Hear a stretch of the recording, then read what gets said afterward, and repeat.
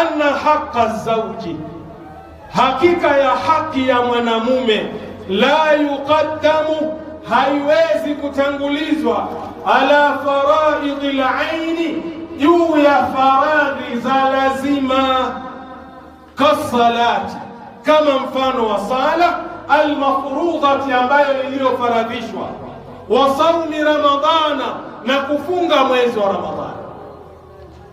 Mathalan, mke yule ndani ya nyumba anapotaka kuitekeleza ibada ya sala, mwanamume anamwambia mke wake, mimi ndani ya nyumba yangu sitaki mambo ya swala, na wala sitaki nikuone ikiwa unasali, nitakapokuona nitakufanya kitu kibaya. Kwanza, huyu mwanamume hana right ya kumkataza mke wake asiitekeleze ibada ya sala ya faradhi. Thania, huyu mwanamke hafai kumsikiliza huyu mume wake katika kumzuia asiitekeleze ile ibada ya faradhi.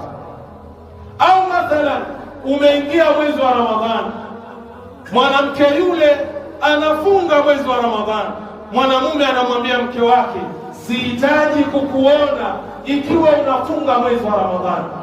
Mwanamume huyu hana amri hiyo. Thania, mwanamke yule hafai kumsikiliza mume wake katika hilo. Kwa sababu gani? Ifuate hadithi ya Mtume sallallahu alaihi wasallam, la ta'ata,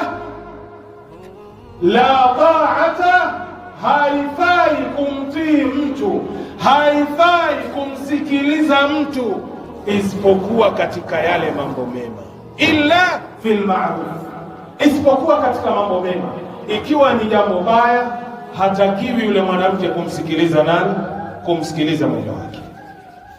Falaisa lizauji man'u zawjatihi minhu, haifai kwa mwanamume kumkataza mke wake kutokamana na ibada hiyo ya hija, liannahu fardhu ainin alaiha, kwa sababu hiyo ni faradhi ya lazima juu yake, ikiwa ana uwezo wa kwenda kufanya nini?